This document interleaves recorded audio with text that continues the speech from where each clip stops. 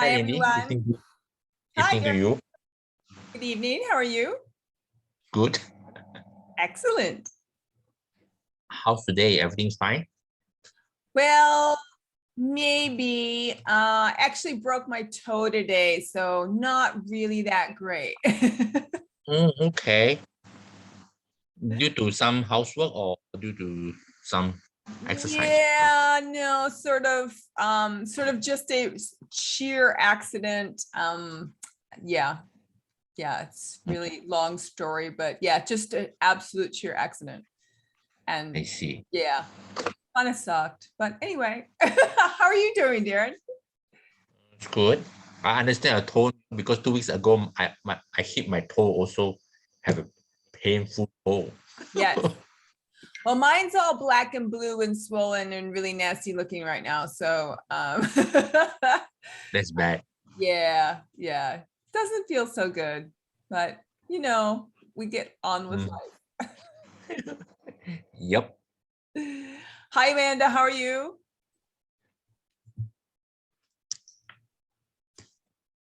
Hi, I just got up from a 4-hour nap. Okay. Well, good on you. Good on you. I could have done the same, but I didn't. Just too tired. I was like, if I push myself, then I'll do this thing and that thing instead of concentrating. So I decided to really sleep. Good. Also good for your heart. So excellent choice. All right. Hi, Cami. Nice to see you. Haven't seen you in a long time. Hi, right. Lindy. Hi, how are you? Hello. Nice to see you. Yeah, me too. It's been Nice to see you again. Yes, it's been ages. Absolute ages. Yeah, you felt like ages. I think that was only last year, right? Well, I know, but maybe it's a COVID thing. It makes everything. Yeah, so much 2021. It felt like a long year. 2020 flies very fast, but Yes. 2021 is like, wow, it's such a torturous period. Yes, totally agree. All right, let's get started with tonight's festivities. So I'm going to, everybody's on mute, so that's cool. So if anybody has any questions, please just show yourself, holler, put yourself on, unmute yourself or whatever. Not a problem. That's absolutely perfectly okay. So let's start by looking at some of the things that we talked about last time in our first session. So in our first session, we talked about how change is sort of an inevitable thing. So it is sort of a thing that we do as part of a natural thing that happens within us. It's just the way that nature works. We are just like nature in the fact that we are not stagnant. So growth is inevitable and change is inevitable in everyone's life. So we want to just make sure that we understand that that's sort of why it's really important to understand the change techniques that we have, because, well, it's always going to happen. And so we looked at what change was for us, and we kind of gave it a definition, to basically to do something different, to modify, to transform, to radically change whatever it is within our world and our existence. And we also identified multiple things that we could do, which is we could change at multiple different levels. So there are multiple things that we can change from. And so starting from the basic kind of change, we're looking at things like remedial change. So that's just fixing something or creating a remedy for something. Then we talked about incremental change and how that's just our continuous growth and development. So nothing really dramatic here, just constant and never-ending slight changes of improvement. But then we also talked about how what we might really want to aim for is more of a generative change, where we're developing new skills and we're developing new responses to our world, basically thinking about new possibilities. So something that we haven't thought of before, we haven't done before, and really expanding ourselves into this more generative change. And then beyond that, we look at evolutionary change. And our evolutionary change is when we're really becoming someone different in the process of change. So we really, we change who we are, who we believe we are as a person. And then of course, our revolutionary change, which is at our top level of our neurological levels as well, which is our purpose, our mission. And this is our revolutionary change where it's so different. And we think about this kind of thing when somebody sort of quits their job and becomes a monk and then goes on and feeds the world or something like this. So this is more of a revolutionary kind of change. So those are the kinds of things that we looked at from the very beginning. And we talked about how one of the things that is an interesting part about change is that a lot of us hesitate to change and almost fear the change process. And what we understand is that we need to take a complete look at our beliefs as well as the meanings that we create in our lives before we can really tackle change. So this is one of the reasons why we're looking at our mental strategies for change. Now, before we got into our mental strategies last time, we talked about how we create our mental programs in the first place. And so just as a review, right? So we got information coming into our minds delete and distort and generalize this information. And this is the way we program ourselves. So this is our programming. This is how we program our mind. And so we uniquely do this in a particular way for us. So everyone sort of has this programming, and even though our programming might be very similar to someone else's, it is actually quite unique because it's been developed through experiences all through your life. And so it's like a thumbprint or fingerprint. It's very unique to you yourself. Now, when we realize that we have these programs in our mind, and these are mostly unconscious programs in our lives, we want to make them conscious because of the fact that they help us to understand how we're going to do our particular change process. And sometimes things that we look at in our change process, we might be overlooking something because it's not our natural programming to look at something in a particular way. So we want to be able to understand both sides of the equation, just in case our program is leading us one direction, and what we really need to do to be successful is actually do the other thing. Cool. So here we are doing life changes with NLP. The last time that we talked about the first program, the very first program that we need to look at when we are looking at changing anything in our lives, which is our motivation. And this is, of course, our away from or toward. Are we trying to get away from something that's painful, or are we trying to move towards something that is pleasant or that brings us a benefit? And that's a really interesting thing. Now, we have a lot of people who have signed up for last week's webinar or this week's webinar. And at least for the last week webinar that people had signed up, they didn't actually attend live, and they haven't listened to the recording yet. And so you can probably guess what their problem is going to be when it comes to change, right? Because they're not even motivated enough to watch a video. And so if that's them in that particular case, then we know exactly what's stopping them from being successful in their change process. They lack the motivation even to get the skill set or the knowledge that they might need to be able to make the change consistently. So that's really important to know. Okay, so I work with people who have this same kind of thing where they are lacking that motivation to be able to change where they are. So it might be a fear thing, it might be a hesitation thing, it might be a belief system thing or a meaning thing.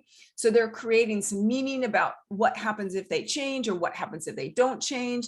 All these kinds of things might be going on in their mind, but instead of actually investigating them, they're allowing them to keep them in prison by actually not doing anything about it. And so therefore the change will never occur. It'll keep kind of going around in their head, but it'll never occur because they're sort of fighting these little inner demons. And if they just actually sit down and start doing this kind of work, then they might actually find out that there is a motivation that they have, investigate what the motivation is, and then actually be able to start taking steps forward to bring that motivation to them and motivate themselves to change. So that's people who aren't here. All right, now, tonight we're going to be introducing the rest of the programs. So this mental program that we're going to refer to as our decision making. Okay, so after we have our motivation set and we know that we're motivated to change, whether we use an away from motivator or toward motivator or a combination of them both in any kind of way, and we've investigated that and we have that feeling of motivation, and we can kind of say to ourselves on a scale from 1 to 10, how motivated are we to change? And we're pretty high on that scale, an 8 or 9 or 10 to change. And so what we want to do here is look at the actual decision-making process to change. So for some of us, we think through changes. So when we are looking at our possibilities and challenges and potential solutions, and potentially drafting out a plan for ourselves, we might be all doing this before we ever consider taking action. So in this particular program, we call that being reflective. So this is our response to a decision in our lives. When something comes to us and that we need to make a decision about, we are a reflection. We start reflecting about it. And then there are others of us who are more active. And so the active people make decisions rather quickly. And so what they probably are doing more is they probably consider themselves more somebody who thinks on their feet, somebody who may go with the flow or may fail fast, right? So these people are some people that are potentially act first and think about stuff later. Now, for example, I'll give you a really good example of this, and it has nothing to do with change, but it does represent this particular program that we have very accurately. So when it comes to decision making, I'm very much an action-oriented program, and my husband is a very reflective program. And we have been looking to buy a cooler. And what this is basically a cooler that's large enough to put lots and lots of different kinds of things in it. So food and beverages and things like that, but it's quite large. So it would fit into sort of the boot or the trunk of a car. So it's rather large. And so we've been looking at all sorts of different brands, and we wanted to make sure that it fit in the car that we were going to use it in. And so now that we have the car, we've done the measurements, and it was sort of down to 2 brands. And I was leaving my husband up to the decision because, of course, I had already made my decision long ago. And my husband came to me today and he says, well, he had made the decision. He had decided we were going to get this one chili bin, or as they call it here, chili bin. And we were going to get this chili bin, and my husband had decided on it. And then he comes to me today and he says, or we can get this other one that I saw today at the store. And I said to him, this is interesting. Didn't you already make that decision? And he said, yes. And I said, and what causes you to go and explore other options if the decision was already made? right? So this is somebody who does reflection. And so they want to consider all possibilities. And when some salesman from a store gives him a new possibility, he must go and explore it. Whereas when I make the decision, I've taken the action, I purchased the thing, and then I stop looking, right? And so it's a very different set of programming. And so when we look at from a change perspective, we need to understand what is our natural way of doing things, and then what is the other way, because we need to explore both when we look at change. So just as we had done, oh, and there's one more aspect of this decision-making process. There are some people who are actually inactive. In other words, they don't do reflection and they don't do action. So they just sort of check out, right? And so they're not thinking about the change and they're not taking action on the change. So this also might be that thing that people did before. When we talked about the people who hadn't actually watched the video yet, they signed up for something, they didn't attend, but they got the video and they didn't actually watch it. So that might be another thing for them, is this: they might be in a inactive program. So mental program is inactive. So they don't reflect, they don't take action. So cool. All right. So that's the kind of thing that we look at. Now, as before, we have some things to ponder. So if you have a piece of paper and a pencil or a pen, you might want to jot some of these down. So in reflection, what we're going to be asking ourselves is, what are the advantages to changing? So when I think about things like when I started a change to learn Japanese, when I think about that change, what are the advantages to changing? So some of the advantages are, when I go into a Japanese restaurant, I can just speak and order things and do stuff like that. That's really cool. When I travel to Japan, which, I eventually hope to go and travel to Japan again, I'll be able to get what I need and move around and be able to talk to people and interact and things like that, and to understand the culture. So there's some things about that. And I might be able to buy a property there. I might be able to do all sorts of things that I might want to do in that area. And then the question then becomes is, what are the disadvantages? Well, the disadvantages of learning a new language, especially when you're like 51 years old, that would be me. When you're 51 years old, is it goes into a different area of your brain. And so it takes a bit longer. Actually, one of the other advantages of changing, though, is when you learn a language later on in life, you are preventing Alzheimer's, which is one of the reasons why I started in the first place. So what are the disadvantages? Well, it's hard. It's hard to do when you're older. And so you need to practice more, you need to study harder, you need to think more. And so it takes a lot of time. So one of the disadvantages of it is it takes time. Another disadvantage is it takes me out of my comfort zone. So learning a language is a lot about auditory processing. And so I'm a very visual person, which means that from a visual perspective, I love learning about the kanji and being able to see the kanji and recognize the kanji, but being able to auditorily talk to somebody and have that conversation with somebody, it's really difficult for me because that takes me out of my comfort zone. So that's another disadvantage of learning Japanese. So then when I go into the question about how important are these advantages, then I can do things like, okay, how important is it for me to be able to go to Japan and speak well? Well, it actually is very important to me because of the fact that I feel much more comfortable when I can speak the language of the place that I'm in, specifically in Japan, because I know enough about Japanese that I could be able to do that.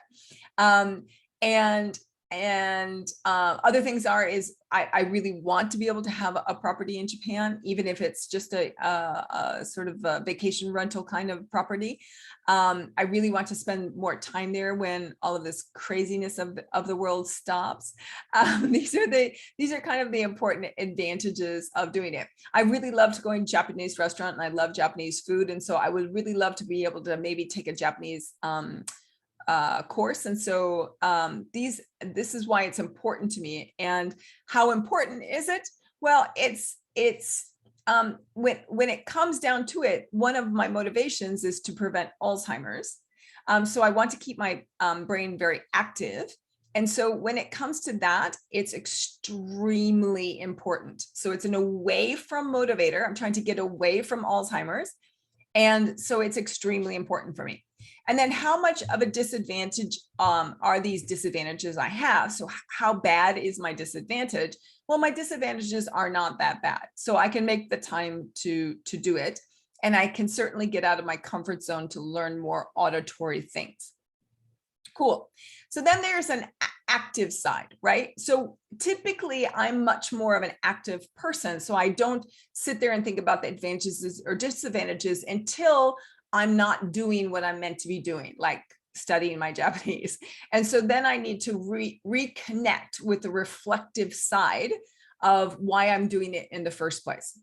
So then the active side is, are you sure you want to make this change? So this is sort of like the devil's advocate, right? So we're really trying to question ourselves and sort of push our own buttons to make sure that we're really committed to this change. And then what would stop you from making this decision? So I've already made the decision to do this. So I want to make the change. I'm making the change. So I'm kind of already past this part. Will you actually change? Well, yes, I will actually change. How long it takes me, I'm not quite sure though. And when will you make the decision to change? So I've already done that because I'm much more of that active side of the equation.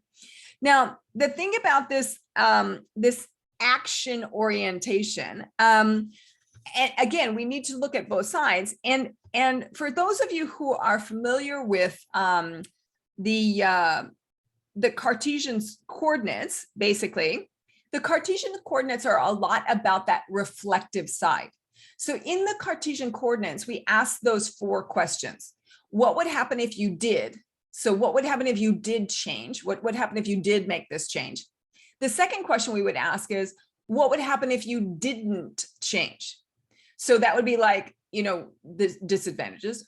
What would happen if you didn't change? So what would happen if you did change? What would happen if you didn't change? So those are the first 2 questions that we ask ourselves.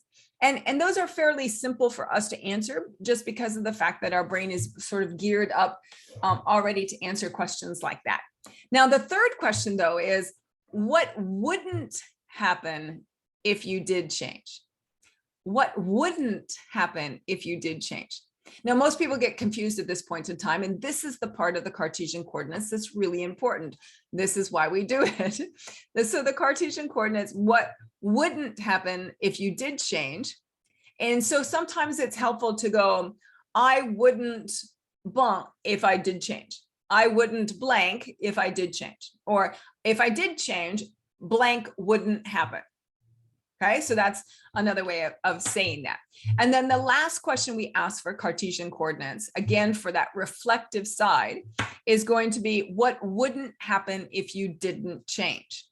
So again, this is not a question that people are normally used to having been asking themselves or having someone else ask them. So it causes our brain to have to go and search for new things.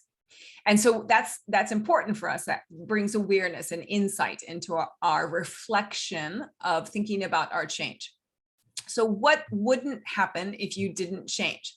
I wouldn't blank if I didn't change. I wouldn't blank if I didn't change. Or if I didn't change, I wouldn't what? Right? So these are the ways that we can do this. So that's just for the reflective side. So we can look at Cartesian coordinates for that. Now, again, how much time you spend looking at these questions and answering these questions for yourself and bringing that awareness to yourself will obviously depend, or will obviously make that element of, will you be able to change in the future? So the more time you spend on it, obviously, the more you're going to get out of it. That's sort of obvious. And then the other thing is that when I'm doing this process with someone from a coaching perspective, this is the part where I'm getting the information from the person as to whether or not they are actually committed to the change.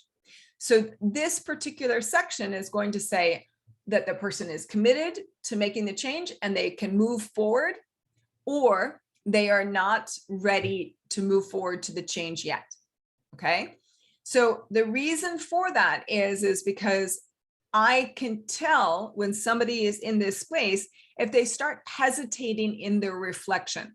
So the pros and cons, the advantages and disadvantages might weigh out incorrectly. So there might be more disadvantages that they see to making a change than advantages to changing.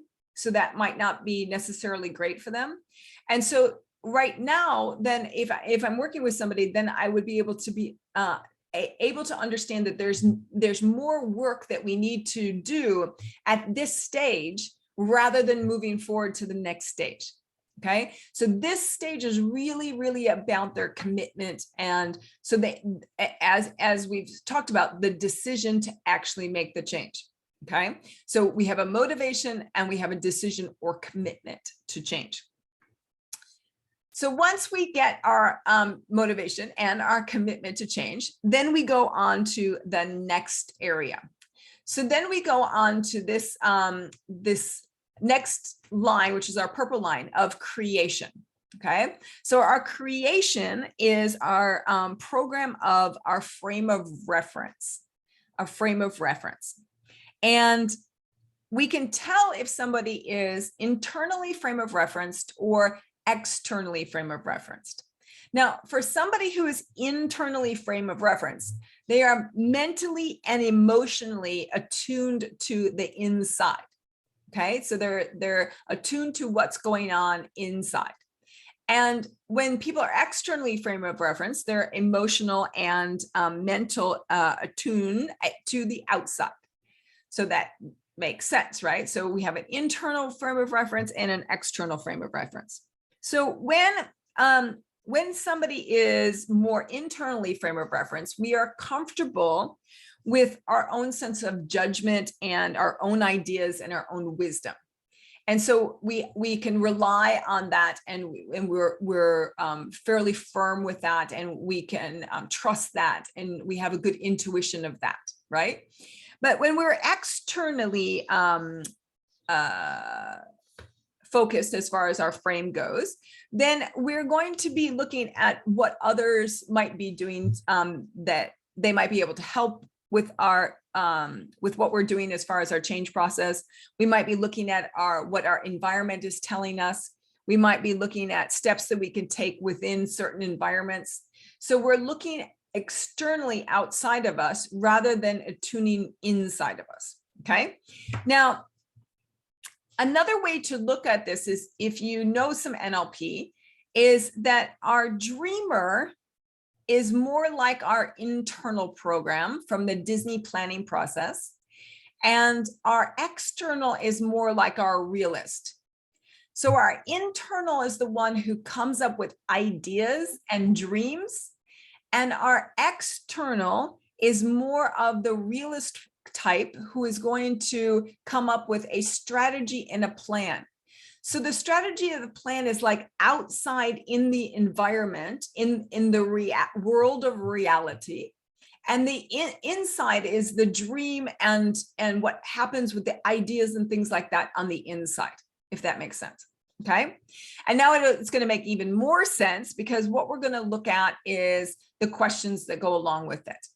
So when we're in an internal program, and it's more of our way of doing things, our internal program, we will be able to answer these questions very easily. So things like, what will you create? So in this change process, what will you create? And so for me, when I think about like my Japanese stuff, what am I creating in my Japanese? So I'm creating different study strategies. I'm creating different ways of saying things in Japan or in Japanese that might not be 100% correct, but are kind of really funny. I might be creating new ways of being able to practice my skill set auditorily. I might be doing all sorts of things. Then what resources do I have? So what resources do I have to achieve my goal? So I might be looking at, all of my books that I have. So I have lots of different manuals. I have different exercise books. I have an app on my phone. I have Rosetta Stone. I have the ability, obviously, to use the internet to work with individuals who can help me with more speaking, all these kinds of things. Then internally, what other ideas do you have? So it might be things like, I might have ideas about writing a journal every day. And instead of writing it in English, I write a journal entry every day, but in Japanese instead. And then that helps me to practice my actual writing of Japanese. Then I might have another idea of, instead of watching the news with my husband or watching television with my husband, I can come back on my computer and instead I can watch Japanese television a couple of nights a week.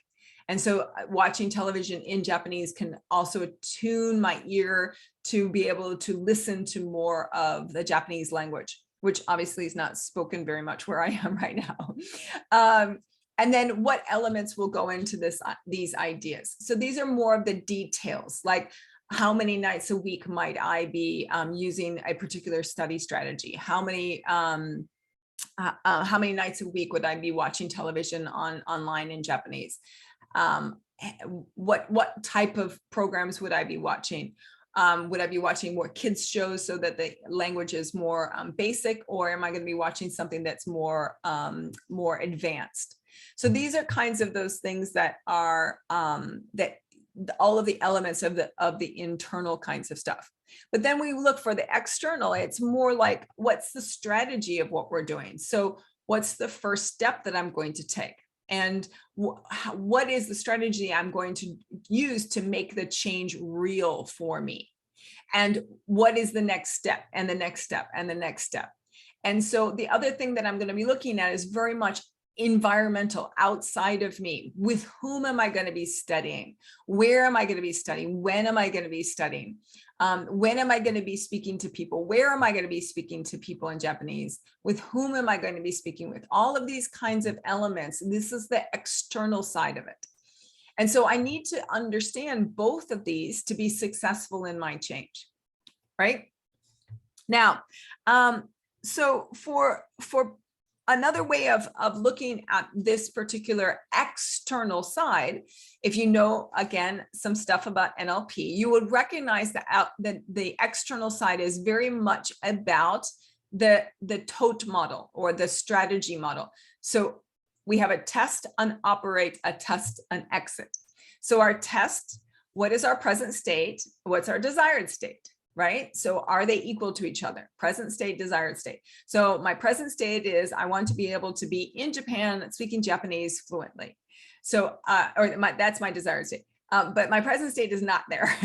And so I know that my present state does not equal my desired state. So that's awesome. So that's the first step of a strategy. The second step is an operation. So the external side is very much the operation of my strategy. So what am I doing specifically? What steps am I taking to get my present state to be my desired state, to be able to be in Japan speaking fluently? How am I making progress towards that? Now, the next part of the TOTE model, the strategy model, is another test. Does my present state equal my desired state? So I've taken a bunch of action, and now do I have to ask myself, well, did my action get me closer to my desired state? And did it or did it not? Now, for us to be able to really look at that, we need to look actually at another program. So another program is what is going to give us our measurement, okay? So we're going to look at the last section here, which is our integration, which is sameness and differences as a program. So we are either a matcher or sameness, or a mismatcher or differences. And to do a change process, we need to make sure that we cover both of them, even though one of them might be very natural for us to have. So when a change begins to occur, your attention goes to things that are similar as you have done. So that you say, I'm going to do this, and these things that I'm doing are similar to the things that I've decided to do. Or you're going to say what's different than the ideal. So I can do my Japanese work, and then I can go, oh, but I'm not pronouncing this exactly right. So that's the differences. So I might be sameness on plan, but differences because I'm too far away from being exactly where I want to be. Right? And so you need to have both of those elements to it. Now, this is what in NLP we would call criteria, or the measurement of our strategy. Okay, so you'll understand now when we look at the actual questions that we're going to ask. So when you took action on your strategy for your change process, what worked? So that's matching. So I decided I was going to do this. I did this. That matches. Yay. Perfect. Okay. So I decided I was going to, when I was in what are they called? They call it a quarantine hotel. I'm sitting in a quarantine hotel, and I decided every single day of me being in the quarantine hotel, I was going to study Japanese for 90 minutes. And sure enough, I did. And so every day in 90 minutes, well, you're in quarantine, what else in the hell are you going to do, right? So every day for 90 minutes, I studied Japanese. And so check, that worked, okay? And then how well did it work, right? So did I actually really study, or was I like going through my phone, or was I, distracted by the noises outside, or were people knocking on my door, or whatever it was? How well did it actually work? So mine worked really well because I put like a do not disturb on my door, and I unplugged my phone, which really pissed people off.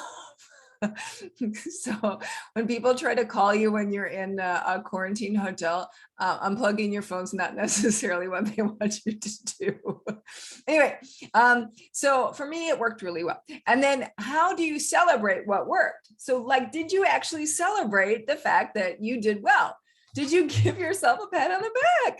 Did you like go, woohoo? That worked. And so this is the reason this is so important, is because we need to acknowledge to our mind that we came up with a strategy, we performed the strategy, and it worked. So most people just, when it works, they kind of just let it go as if nothing happened. And we can't do that. We need to remind our brain and say to our brain, like, good job, you came up with a good idea and it worked. Woohoo, right? We need to celebrate what worked. And then how do you create joy and celebration and excitement in what you do? So this is all sameness. So what we did something, we created joy from it, or we created excitement from it, or created celebration from it. So we wanted to do something, we wanted to change, we're on progress, and we're creating these things so that our brain knows that this change process is a good thing. Right? We really want it to know that. Now, on the other side of the equation, we also need to look at what could have been have done better in our action steps. So what could have gone better in our action steps? And so we want to be able to make sure that we can look at what could have gone better.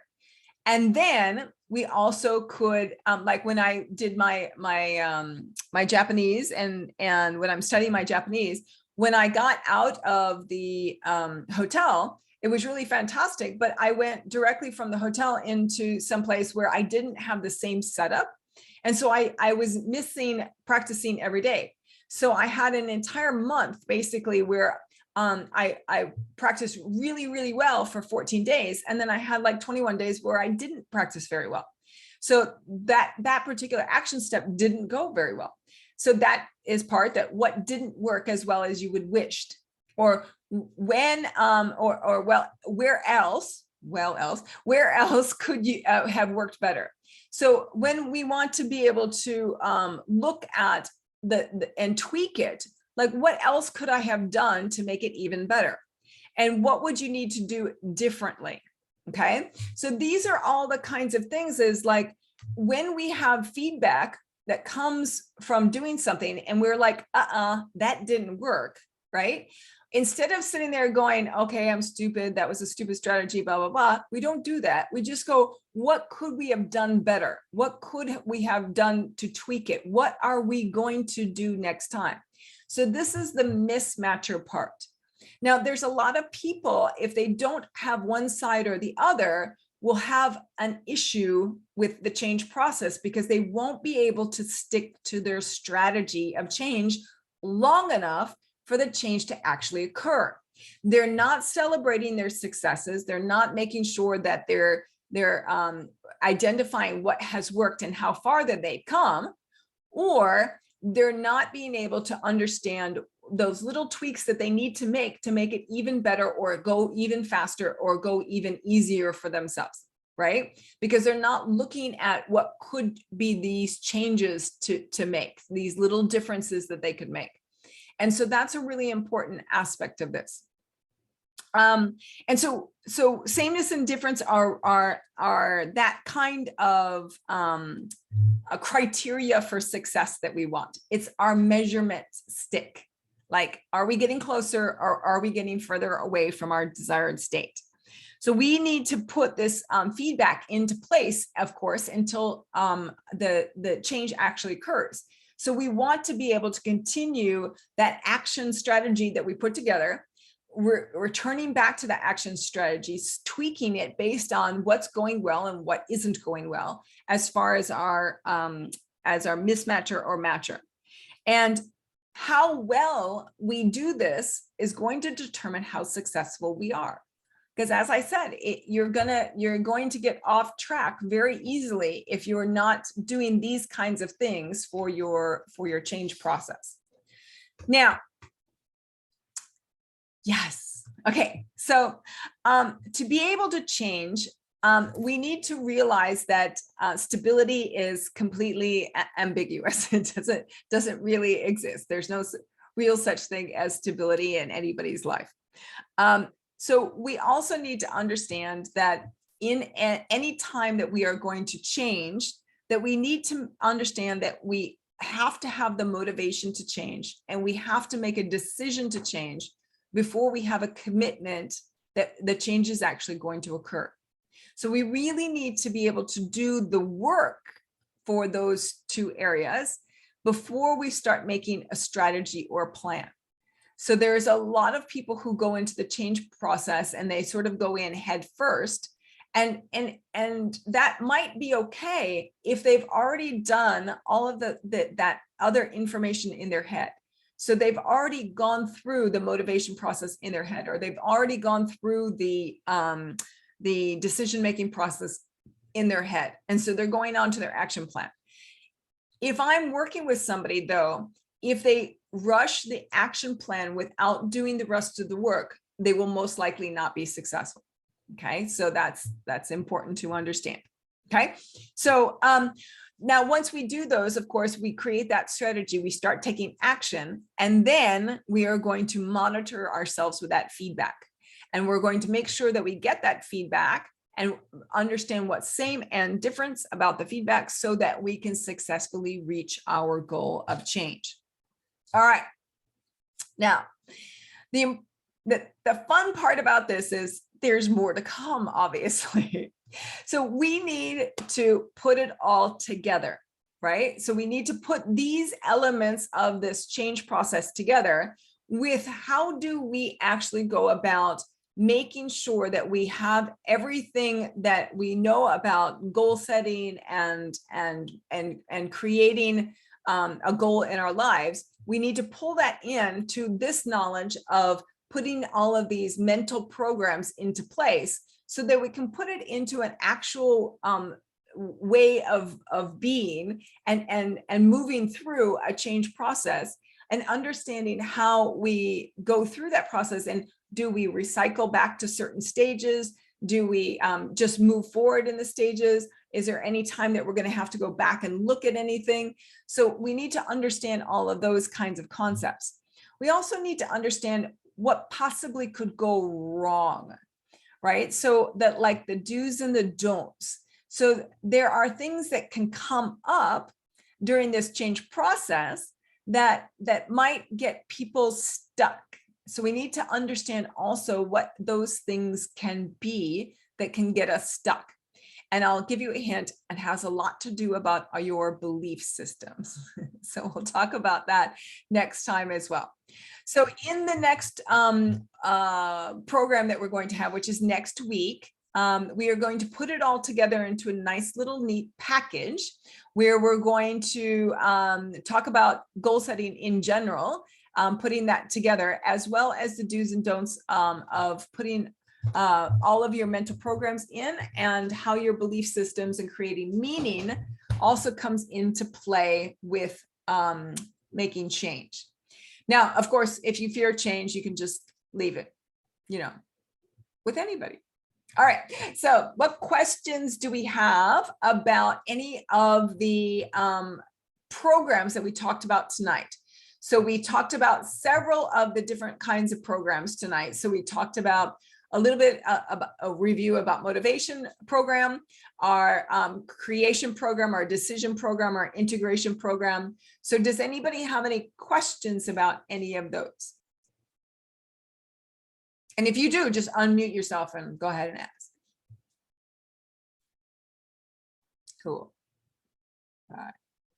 So for all of you who are motivated to be here and who have shown up and things like that, what stage might you be in your own change process? Does anybody want to share what stage you might be in your own change process? Have you gone through a decision, like you have decided to make a change in your life? Anyone decided to make a change in their life? Well, Yes. hi, Yes, Kiara. from quarantine land, by the way. Anyway, Yes. let's talk about change, right? Yes. All right. So I guess that what happens to me is that a decision has been made, and probably the strategy isn't what is working, because the big picture idea is there, but the unpacking into the small chunks hasn't happened yet. Yep. And there's no backup solution. So for example, like if you plan to, let's say we're talking about exercise, right? So Right. you plan to exercise at 8 a.m. in the morning. Right. And for whatever reason that doesn't happen, then what's the backup plan to make sure that by the end of the day it happens? Right. Right. And so like the planning of a foolproof strategy, something like no BS. There's no way I can get myself out of that strategy because it's foolproof. Okay. Yes. Yeah. So the thing about foolproof strategies is that life happens, right? Right. So like, for example, you know, sometimes Yeah. you know, people get a positive PCR test and you just never. Sometimes your mom gets a positive PCR test and you're stuck at home with her then. Right, Yay! exactly. And you never thought that, right? So life happens, right? And so instead of foolproof plan, right, we need the law of requisite variety. We need the flexibility, right? We need the flexibility built into our system, right? And so the thing about it is like we plan to exercise at 8 o'clock. Something happened where we can't exercise at 8 o'clock. For example, you break your toe, right? Like, so this is me this morning. So I hear this truck outside and I think that this truck is the recycling truck, but my husband hasn't put the recycling out yet. So I race outside to see if I can catch the recycling truck. And I don't catch the recycling truck and I'm kind of upset. And the car is in the driveway and our driveway is very narrow. And I'm trying to get out the tree out of the way so I can get past the car, and I kick the tire. Right? So now I have a broken toe. Right? So there is a point in time where one could go, yoga is not happening this morning, right? Right? Right? So if yoga didn't happen that morning and you do have a broken toe, then the thing about it is that next question that comes is, well, this is a difference thing, right? So this is what's different. This is what's different.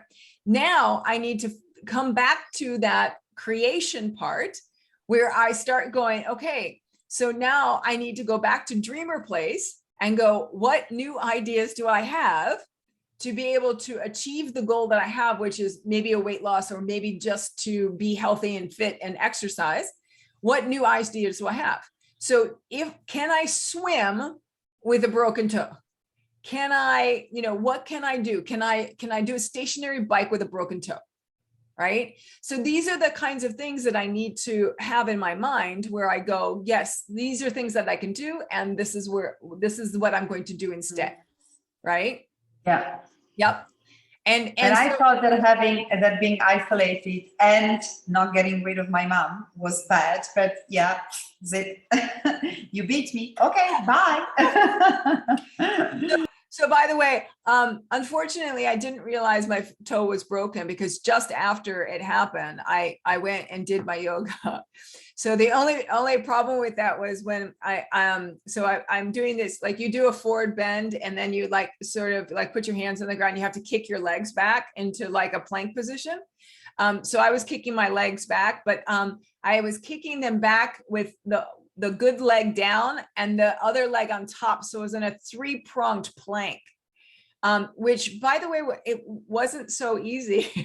So all of the exercises that I was doing in my yoga, I was basically doing on one leg and 2 arms. So it was like a tripod yoga. I have a solution for you. Break the toe on the other leg, on the other foot. So you balance it out. That's it. So, Kiara, the funny part is that my heel on my other foot is actually already damaged from a 15.8 kilometer run that I did. I give up. I give up. So for me, it was just like, well, Jesus, at least I'm even now, right? So again, I have to go back and be creative. Like, what could I do now, right?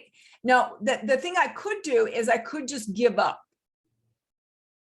And of course, because of what I do for a living, I wouldn't possibly be able to do that. So I don't actually give up. I did spend probably about 2 hours on the couch feeling sorry for myself. And I will wholeheartedly admit to that, sort of like moaning, going, poor me. And so I did that. And I did take some medication for my toe because it really hurts. So, and it's really black and blue and it really looks disgusting. So yeah, anyway. So yes. So Kiara, for you, it's not no foolproof plan. It's about flexibility.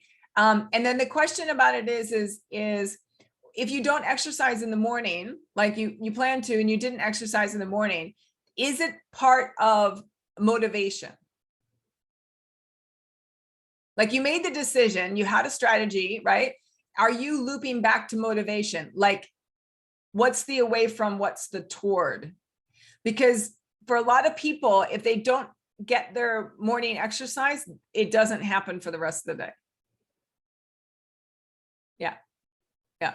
So I would be questioning what's the away from, what's the toward, and are you needing to loop all the way back to what's the motivation to do it? And as for some people, the motivation waned, so they don't actually feel motivated after that because there's a lot of more other important things to do other than exercise. Then we are definitely moving back all the way to motivation. And we need to go back and look at that and determine what exactly is that away from or toward that's really, really going to drive us to do it irrespective of the time of day or what's going on in our world. Yeah. So for me, it's the same thing. I literally must do it in the morning. And if I don't do it in the morning, now I found myself going, okay, I'm taking this time out. And if dinner is late or if, I'm doing something or whatever it is, I'm going to take this amount of time out and I'm going to go out and do something. And that means I'm going to sacrifice a bunch of other stuff. And that's fine because it's part of my top 3 goals for the year. And so therefore I'm starting to put them into place where they trump other things. So my Japanese trumps things, my exercise trumps things. There's another thing in there as well, my third goal, that will trump other things, right? So so that's very important. But we're going to talk about that when we talk about putting it all together and making sure that we understand, you know, how are you making those decisions about between A and between B, or between A and B, C, D, E, A, F, G, etc. Where are you making your decision to put your energy and your attention, right? So which strategy for which goal of your life are you actually taking action on? Or are you taking action on something that's not even a goal, right? Or where's somebody else's goal? So that's something we'll definitely talk about next week. So any other questions about anything we've been chatting about, or any of the mental programs so far that we've talked about? Our motivation, creation, integration, decision, anything? It's kind of weird having somebody else have their hands up next to me. High five. Okay. Sorry, I'm playing with my background. All right, so Hi, Lily. Yeah, can you hear? I yes. was just wondering, when you presented this as motivation, decision, and then creation, and then integration, must it always happen in this order? Yes. Yes, Cami, it does need to happen in that order. And the reason is if we don't have the motivation, the thing is we could make a decision, but as I said, we could loop back because all of a sudden we're on a strategy and we're doing the strategy, but then something happens and we've gotten off strategy. If we don't have a motivation, then we will just stop, right? Even though we have a strategy and we made a decision, we'll just stop, because ultimately there's no why. Why are we doing this? There's no big motivation to get it done, right? Yeah. So for me, even though I want to, you know, have a nice place in Japan and blah, blah, blah, ultimately the motivation for me to have do Japanese lessons is so I don't get Alzheimer's. Literally, that's the reason, right? And so when I think about me not doing my work, it's like, oh, that's a day that I'm getting closer to getting Alzheimer's. That's like how effed up it is in my brain, right? Like, I don't want to get Alzheimer's, right? So I was actually thinking in terms of like, because when it comes to decision, I'm actually more reflective on the reflective side of things. So generally, when we do reflection, things like possible fears may actually came about. So does that mean that actually you go back to like motivation and like to reflect again, like what is the main cause of it? yeah. Right. So if you get to decision and you're reflecting and you think about fears, then we need to go back to, okay, so is the fear something that you're trying to drive away from? Or is it you're going towards something that it is going to get you so you don't have to face the fear?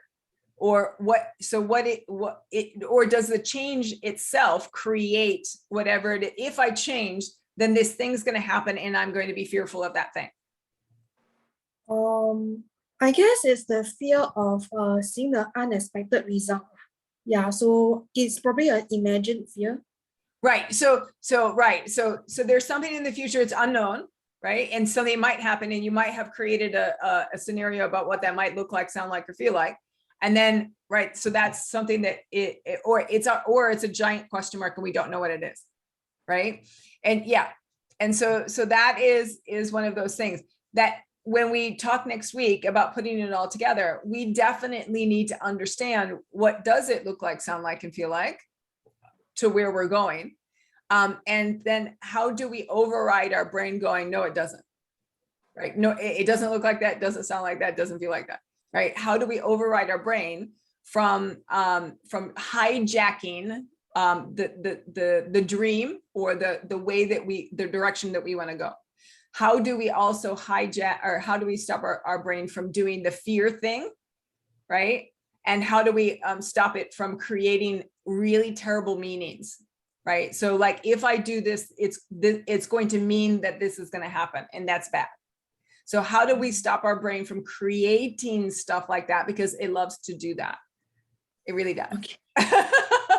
So we're going to talk about those kinds of things in the next one, because it's really important that we understand those little different elements of it, because it really makes a difference whether or not we're actually going to be successful or not. And we want to be successful. So. Right. Nice. Awesome. Thank you. Awesome. Yeah. Yep. Cool. Does anybody else have any questions? I just wanted to ask Amanda here, which toe is the one that you've broken? It's my left side, the little tiny toe. Oh my. Yeah. It's not so small anymore. Okay. I'll send pictures. It's gross. It's really awful. Anyway, it's a terrible thing, but you know, life happens. So, all right. If anybody else has any questions, please feel free to either WhatsApp me 83873219, or you can always email me at President NLPA. I think it's NLPASingapore.com. Or just respond to the email you got. So yes, so you can, if you have any questions or whatever. And then our next week, so just to remind you, we're next week, Wednesday, so same time, same place, 26th at 6 p.m. And so we're going to put it all together and kind of make sense of all of the things sort of wrapped up and tied with a neat little bow, and then talk about some things of do's and don'ts. So if you have more questions, then obviously we can answer them at that time. Cool. All right. You. So everybody, Kiara, have a great day. Everybody else, have a good Good evening. night. Thanks, Ling Li. Bye-bye. Bye everyone.